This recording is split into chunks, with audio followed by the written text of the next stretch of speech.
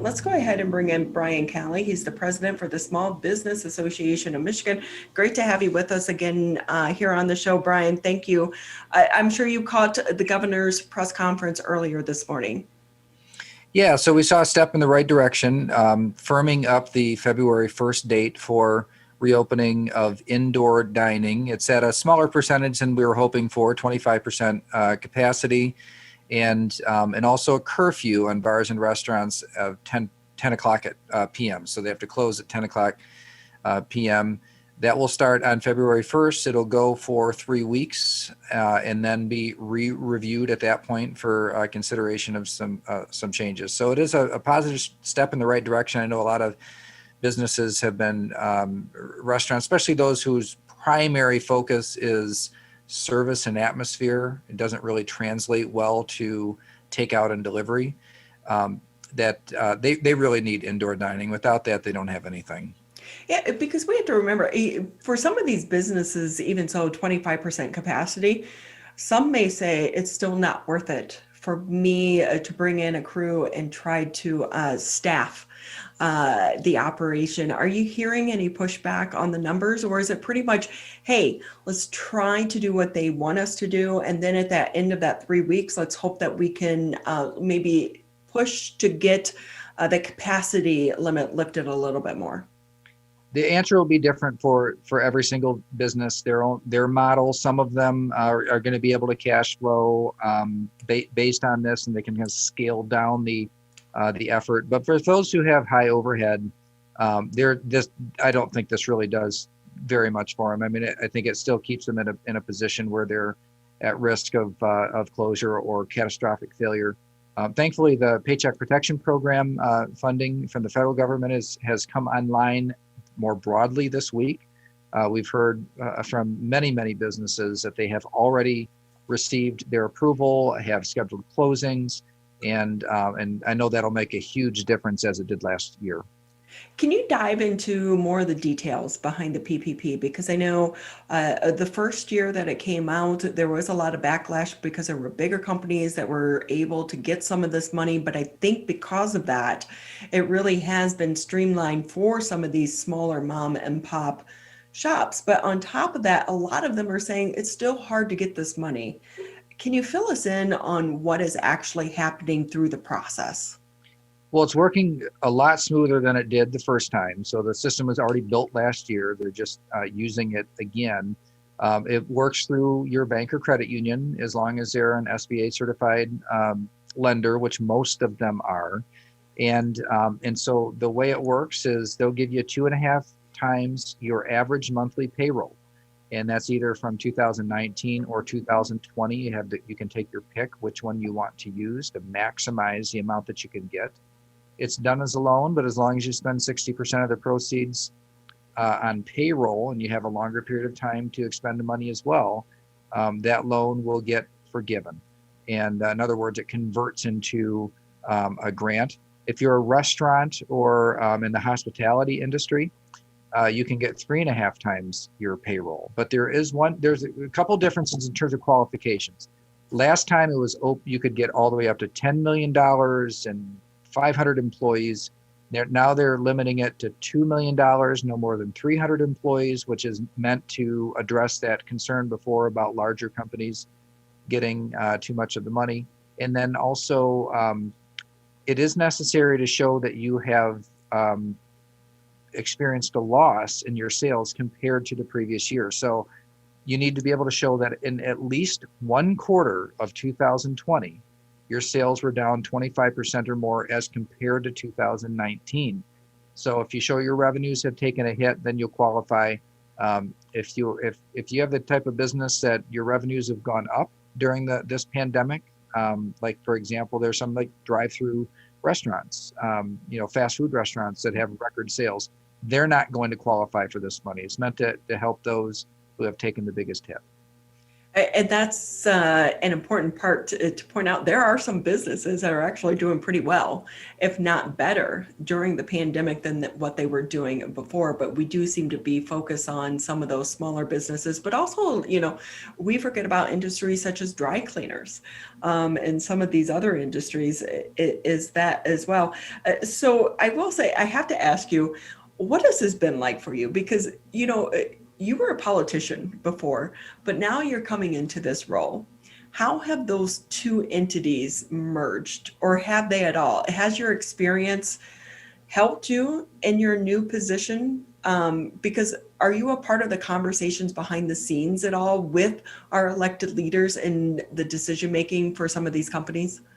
The Small Business Association of Michigan has always represented businesses at the state capitol and at the U.S. Capitol. So part of what we do is advocacy, and that has grown a lot over the last year. It went from a component of what we do to really a centerpiece of what we do for our members, because that ongoing advocacy of in terms of feedback on the impact the orders are having, and what needs to change for the future is pretty big. So my background and experience lends itself well to that, but it's also about best practices in compliance and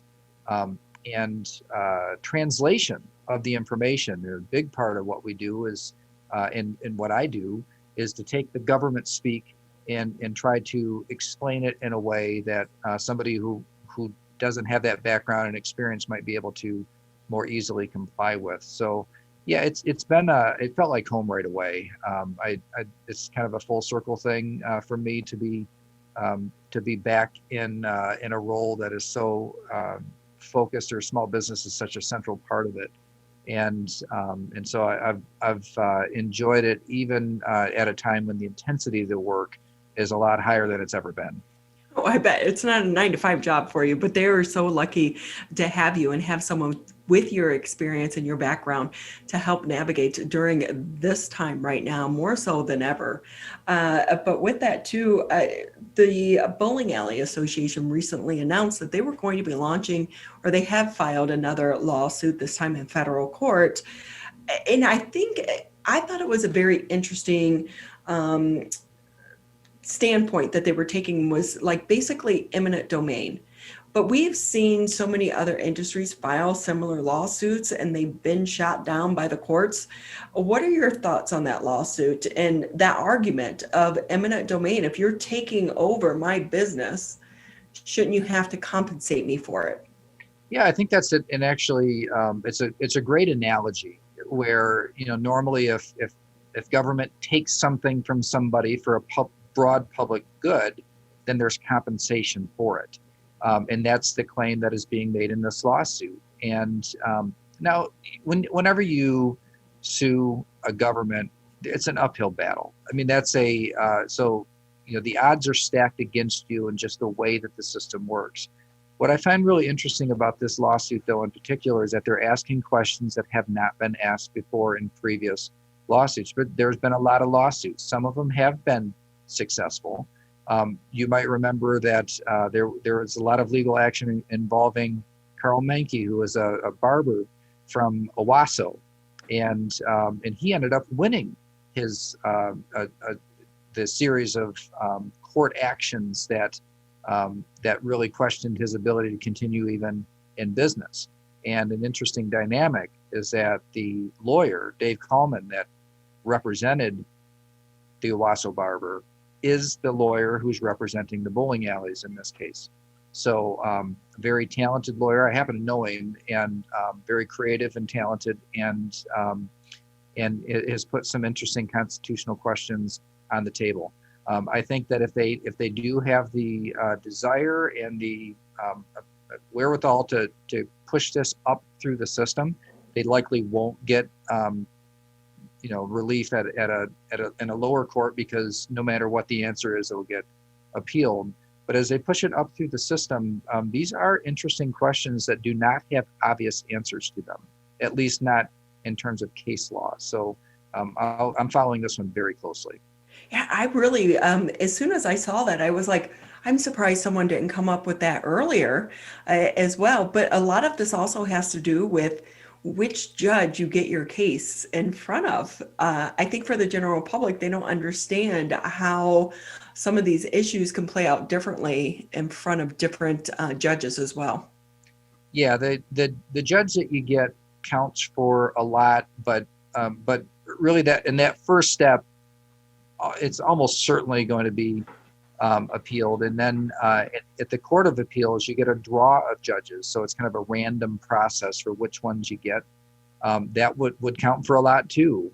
But ultimately, this is the sort of thing that could end up at the Supreme Court, or it could be that that the vaccination process ends up really accelerating once the new, they're probably the third and fourth providers of vaccines will come online in a few over the course of the next month or month and a half.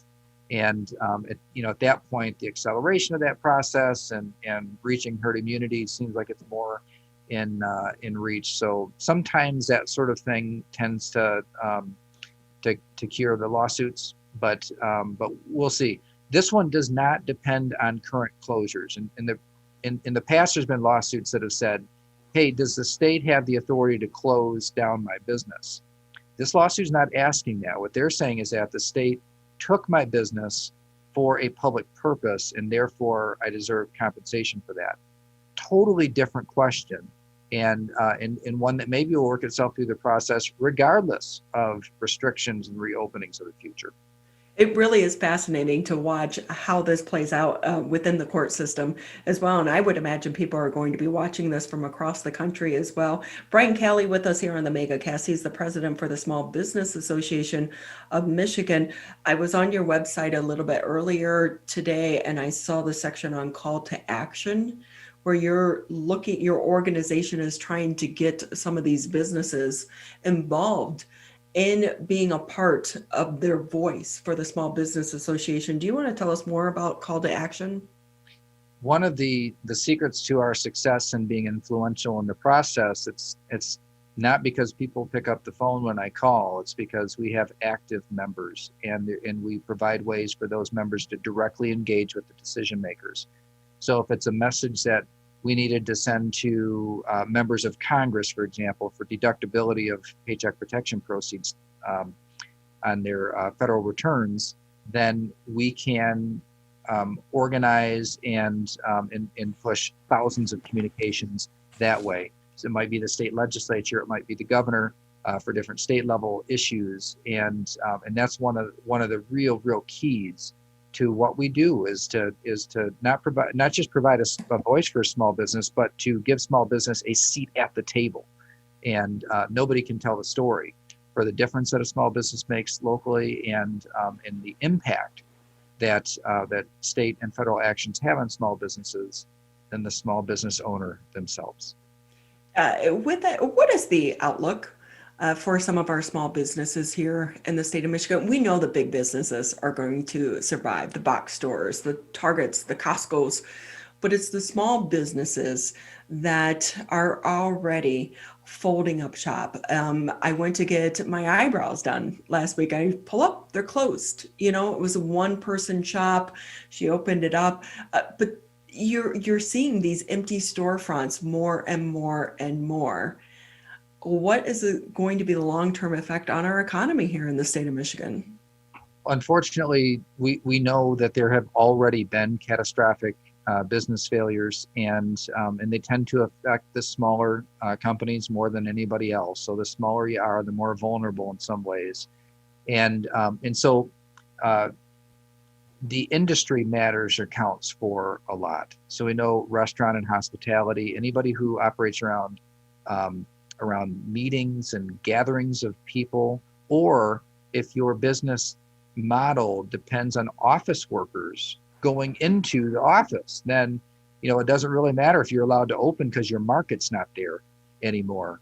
So some businesses can transition, but in some of them, it's the world has changed in such a fundamental way and so quickly that they are at risk at closing up for good. So, but there are some businesses whose business model and what they do just happen to work out better for a pandemic environment than others. So we know that some are doing okay. We know that some are largely unaffected since the spring, broad spring closures last year.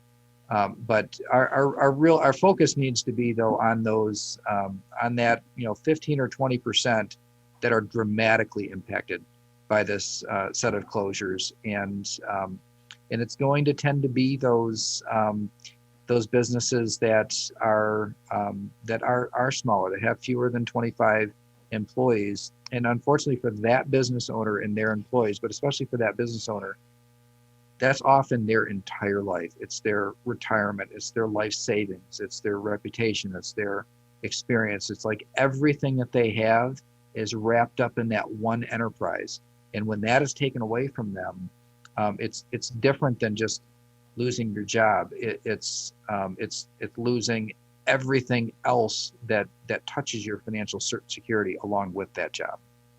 And along with that too, we're losing, some of the communities are losing their identity as more and more of these businesses close up shop, because these small businesses, especially the shops and the restaurants, they make up the uniqueness of some of the communities. And when that goes away, the community can really suffer as well. So with that though, Brian, before we let you go, I have to ask you, spent your life as a politician.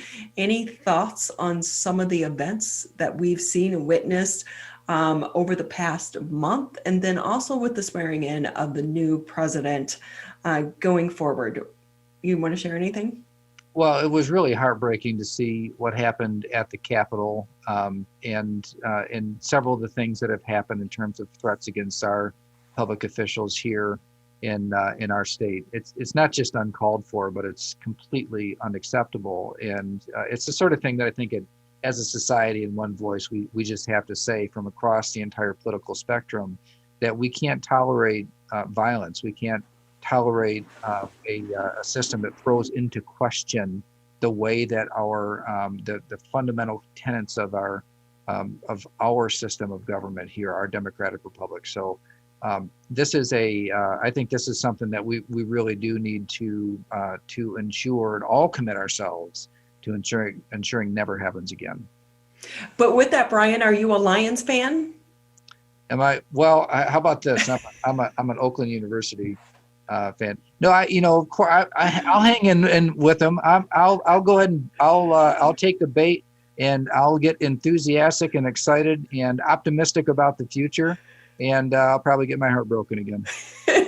Well, fingers crossed though, just like 2020 is behind us. Same with the Lions, that season, and it's behind us. 2021, vaccine brings hope and a new coach brings hope. This could be the year for Michigan and the Detroit Lions. Hey, I'll bite. Why not? Well, we wish you the best in 2021, and we hope it's a much better future for so many of our businesses. But I know that you've probably been working tirelessly around the clock as well to try to help some of these businesses. So thank you for your effort, but also thank you for being with us. We appreciate your time. Thanks, Ronnie.